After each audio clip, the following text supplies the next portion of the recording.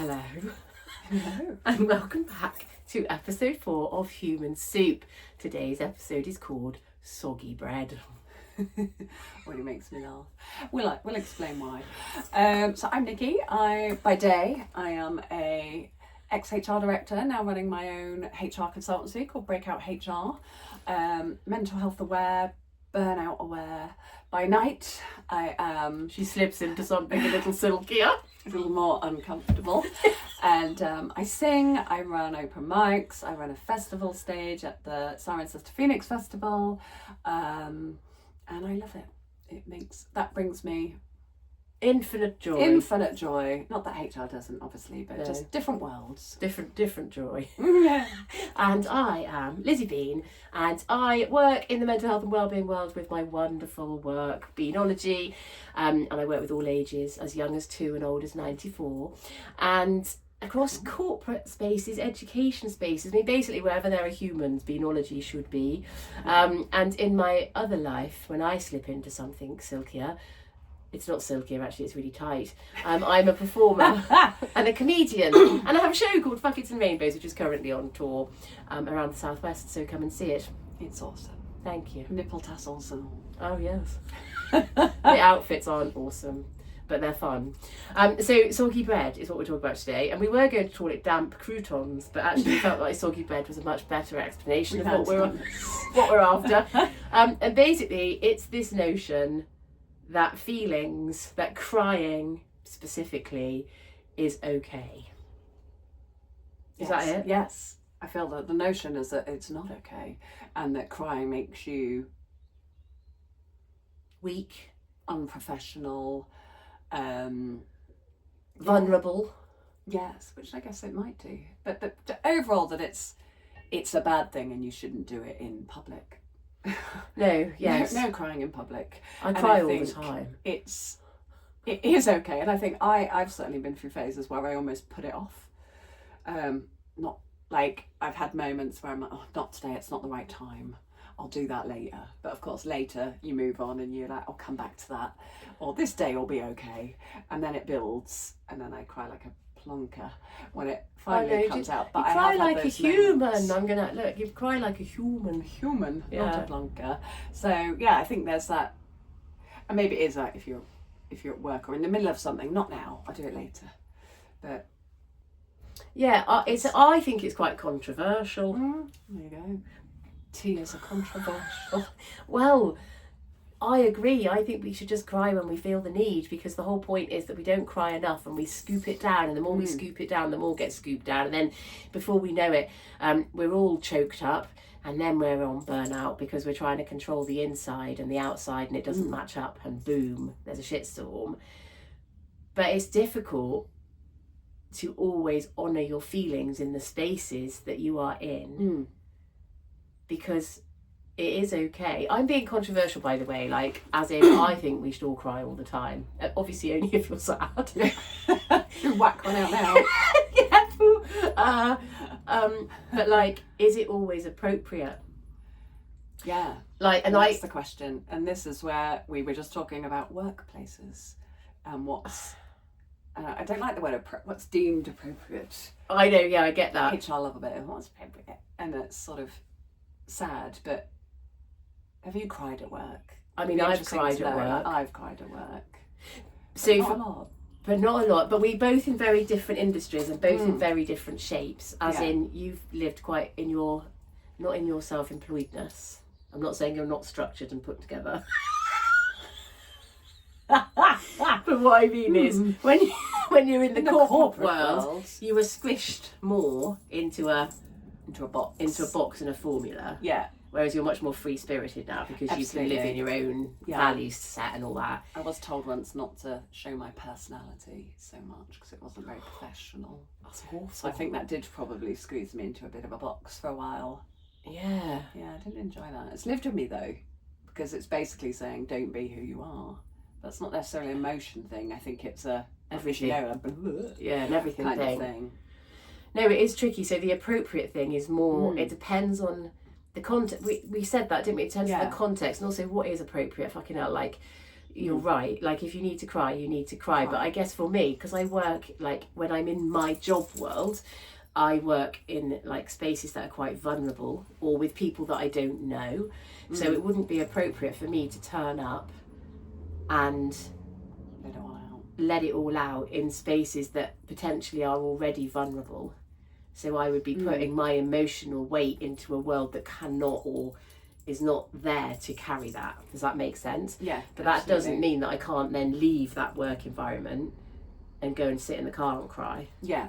Yeah, I guess there's that someone has paid you to be there as an expert, and that probably they don't see that as crying, but absolutely makes sense. And people might argue, and I did, for a while, I did think about this quite a lot, like, does that mean that when I'm feeling something, I'm masking my true feelings and identity, or that I'm managing it so that I can deliver my work in an appropriate way for what I'm paid for? Yeah, which that one probably I would imagine. Yes, because obviously outside of that space, you'll get it out. Everyone, you need to get it out. Got to stop saying get it out. Feels wrong. That's not appropriate either. Depends on what time of night it is. Yeah. What you're wearing. Yes, when I had a thing at work, it was in my last company actually, and from HR's a funny old game, and you do a lot of stuff and you put yourself out there for a lot of people because you're like... Because you give a shit. You give a shit, and in HR we joke that we're counsellors, we're all these sorts of things, and you hear a lot of things that people are going through and you want to help them, and you take a lot of weight of what everyone is feeling on your shoulders, and we put a lot of things in place to help people and support people and develop people. And I felt that my team were doing these amazing things, and that the leaders around the business weren't helping to show that, or helping, what's the word, not implement them, but stabilize them and keep them going. Yeah. And so I think I just hit a bit of a wall, and I went into the board meeting and I just said, look guys, I need your help. You know, all this great stuff is happening. My team are being shouted at, they're being, you know, not appreciated. And I just cried.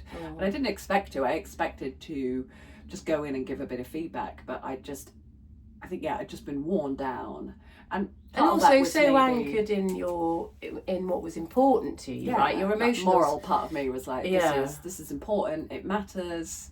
And I guess I felt safe to cry, otherwise I probably wouldn't have cried, so that's nice.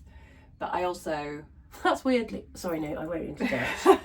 Yeah, we'll come back to that. But also, I felt stupid for crying.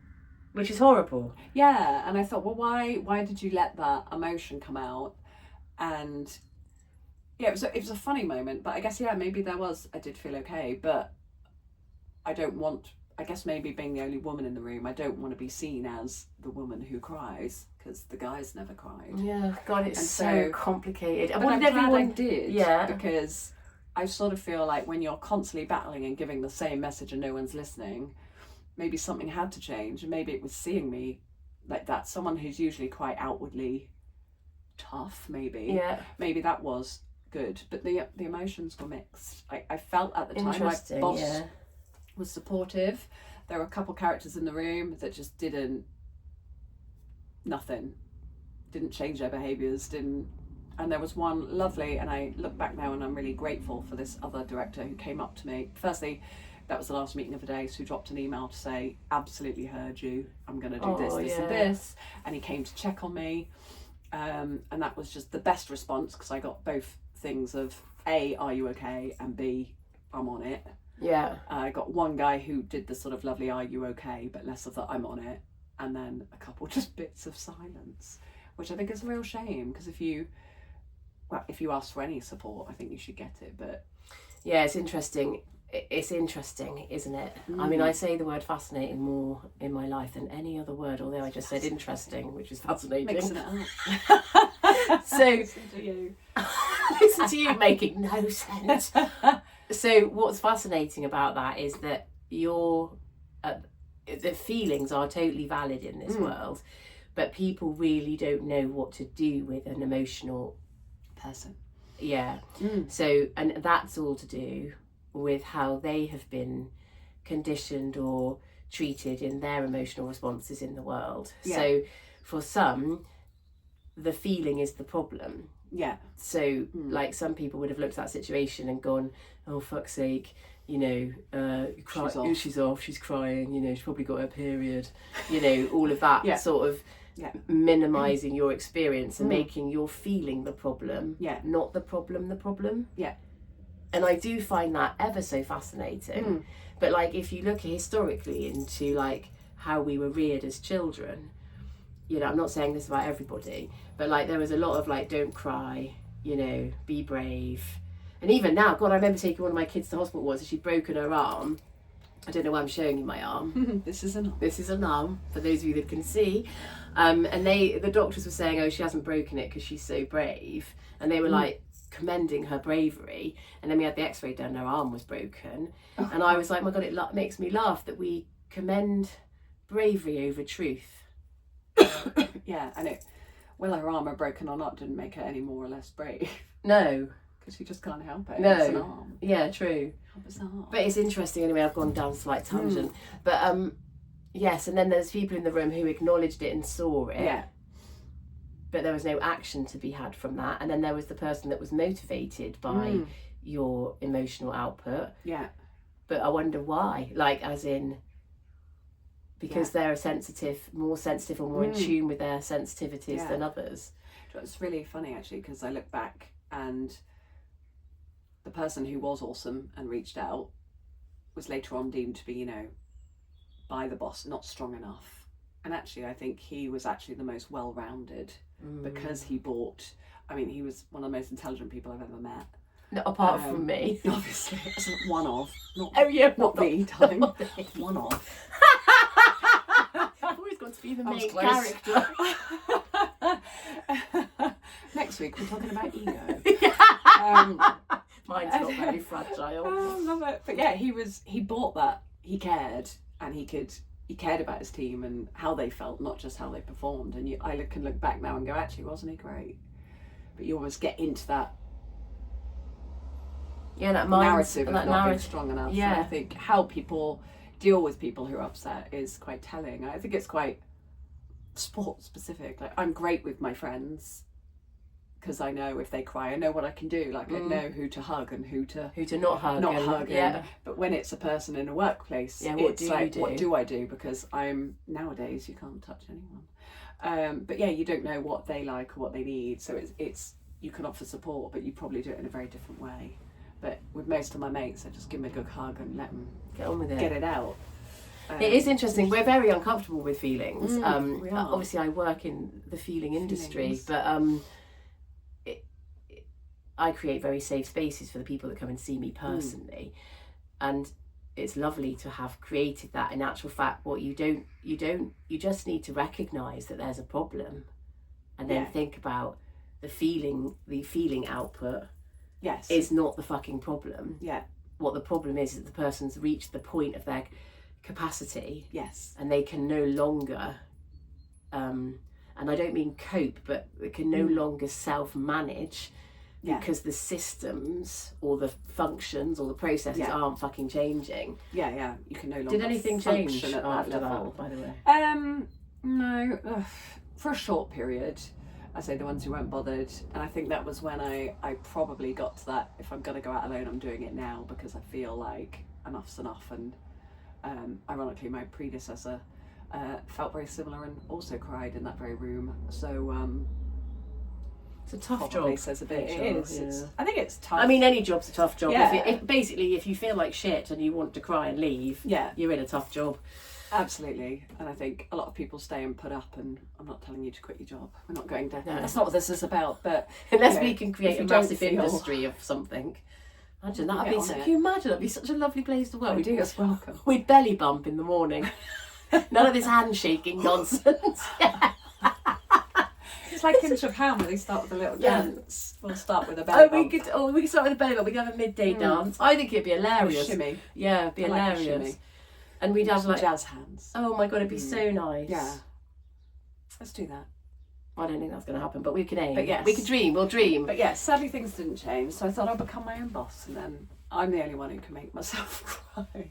Which is also, so being self-employed is also amazing, but also really tough. Yes. Like, I love glamorise it. It's tough. It's tough, but you're not beholden to a system or anyone else to tell you what you need to do. Yeah. Which can be a struggle as much as it can be a freedom. Yeah. I'm not known for my structure, so it can be quite difficult at times to do that. But we've all got our ways, and we all play to our strengths. Yeah. But it's fascinating. So the worst thing that ever happened to me at work, so being self-employed, I mean, there's so many things that happened to me when I was employed. Go and see the show. Go and see the show, yeah. I'll leave that there. I went to work for a company, and I'd given them a rundown of what I was going to do, which was, I have like a pretty standard format, which is beautiful, but it's like my, what's that mean? I'm basically wafting my hands for anyone that's listening. My roots, they're the roots of my well-being offering. Yeah, got you. And I went to this place, and I talk a lot. I try and get people to talk to each other, but ultimately I really hate the role-playing thing. I think people find it really uncomfortable, so I try and be creative and funny with my delivery. Yeah.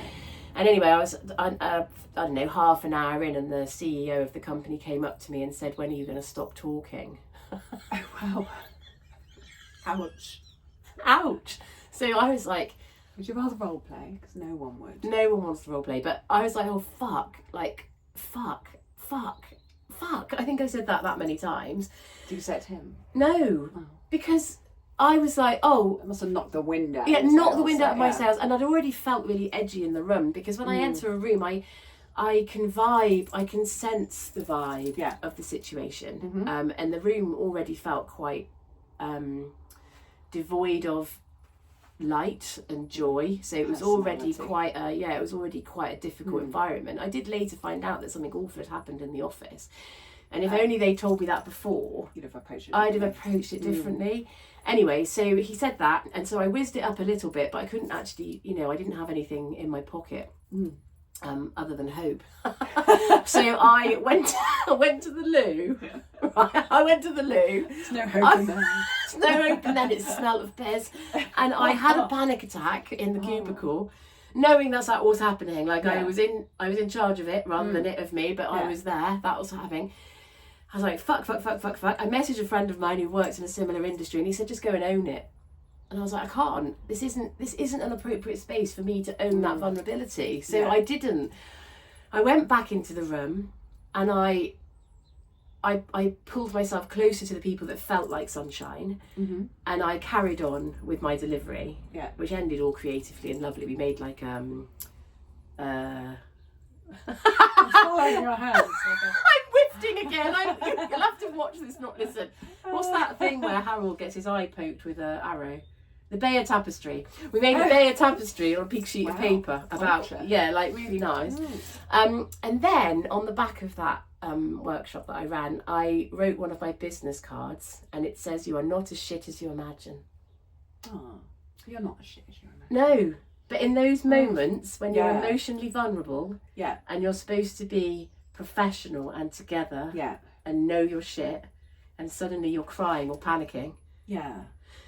But do you think... It's challenged, isn't it? Yeah, when you say you're supposed to be professional and know your shit, you would hope that someone of a CEO level would know not to come up to you in the middle of it and say, are you going to shut up anytime soon? Because anyone with half or an ounce of emotional intelligence would know what that would do to a person. But obviously, no emotional intelligence there. And I think, that's just poor.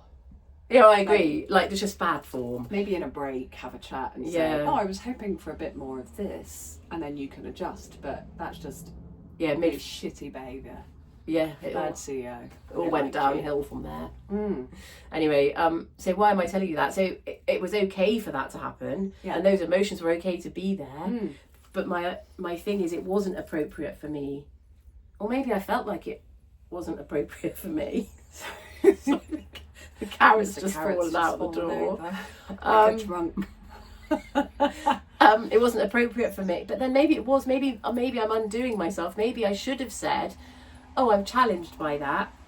Let me have 10 minutes and let me Yeah. pull something together that you will find more effective. Yeah. It's the classic hindsight's a beautiful thing, isn't it? And you now go, oh, now I would do this. Yeah. But at the time, to get feedback, like, I mean, I always talk about feedback in the moment. I don't mean that. But that's just really not that. unhelpful. And Yeah. yes, of course, panic attacks happen and they are okay. And if you haven't checked him out before, check out the fabulous David Beanie, who talks about his mental health journey and when he had his first panic attack, and now he starts, and public speaking was what triggered it, and now he starts every talk, talking about his panic attacks and saying it might happen during this talk. But yeah, don't know why I went a bit rogue there, but check him out, he's amazing. Yeah. But I think it is, that whole, is it professional, is it okay to do this in the workplace? But you can't help You can't help it if how it you gets feel in that moment, or if it gets too much, or if you've got to the point of overwhelm, you're going to spill.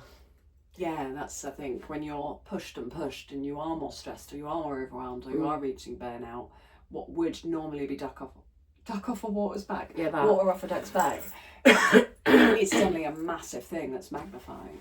But also then what happens is rather than be vulnerable and own the softness within you, we say, I'm never going back to that place again, I'm never working there again, I quit my job, I'm done. Yeah. But that's because the softness isn't necessarily nurtured and nourished. It's a sign of being weak. Yes. Whereas my argument is always, my vulnerability is actually what makes me so fucking strong. Yeah, like, but awesome. It's owning the vulnerability that creates my strength, not ignoring it. Yeah, and that's back to it should be okay. Yeah. Have I seen a man cry in the workplace? A couple of times, but in more sort of private situations. I wonder if they'd be judged even more. Yeah, awful. Which is really sad, and that's probably part of the problem or reason why men don't talk, because I feel in workplaces that's deemed not acceptable, but also it's not acceptable for that to be a thing. Like, men should be allowed to have the same emotional, and also and there's a massive gender divide, isn't there, between it all? Yeah. But actually, I would say it comes down to individual differences. Like, there are some women I know who aren't particularly cryy people. Yes. And that's not because it's because that's them. And there are some men who are very sensitive and who are much more likely to be able to cry. So it's the toxicity of the shoulds is so fucking, it pisses me off. Yeah. Oh, I just got angry. Yeah. What should you do? When should you do it? How should you do it? But yeah, and it's actually, the whole point is the feeling isn't the problem, the crying isn't the problem, it's the problem that's the problem, for fuck's sake. And if we're not going to find solutions for problems, then we're going to have people always around that situation feeling vulnerable but not safe. Yeah, absolutely. Some jobs, God, you must see, like, Christ, I just work in HR, but some people see some terrible things in their job, and imagine what a policeman sees, a policewoman, sorry. The sorts of things, and so emotion that has to come into your role, or social workers, or doctors and nurses, and anyone that's working in like caring, traumatic environments, I guess, and schools even, like, it's and the problem is we don't know what to do. We need to be, as a world, like the world will say, people will say to me, oh, you're just too soft, Lizzie. Oh, fuck off, I'm not actually, I'm well hard, but I cry a lot. I'm well hard, like that dog will be saying. But actually, we need to be better as human beings at just accepting that, okay, that's your experience of this, and then making people cups of tea. And by the way, I'm not saying that that's going to get rid of all the problems in the world. But rather than saying to people, oh, stop it, man up, you can't be a woman on the board if you cry, Who actually, says? Actually. Fuck you. Yeah, actually that. She just got angry. It's annoying though, because... Gentle anger, but who says you've got to be this shape, that thingy, you can't do this, you No. can't do that to be on the board, or to be... But it's the same with this, that, or the everything. other. It's the same with everything, isn't it? Even like, to be even to be successful, it's always about the car you drive, not about how happy you are. I remember my other half works at a posh car company. I drive posh cars, and so people always say, "Oh no, Lizzie's made it. Look at Lizzie Bean, she's made it." And it's not mine. I didn't pay for it.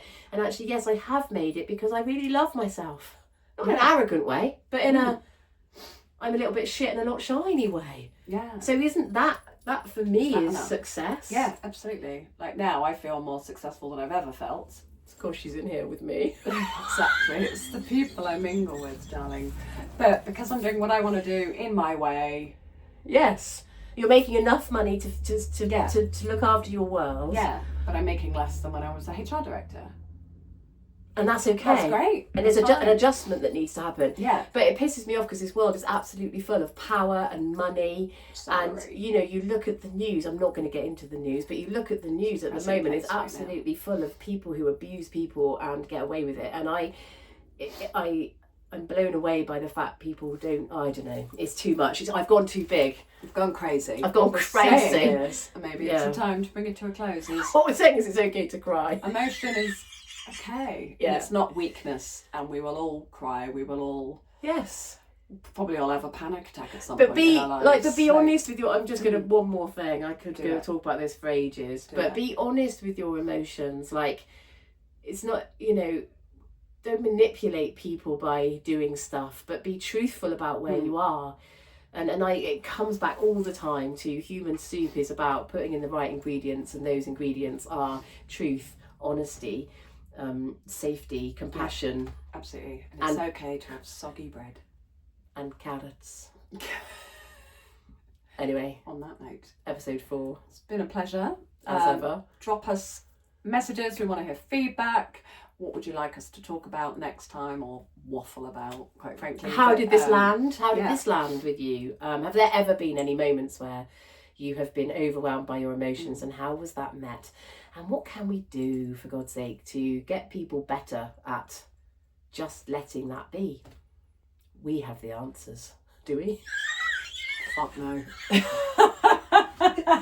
We will see you in a couple of weeks. See you soon. Let's stir the soup.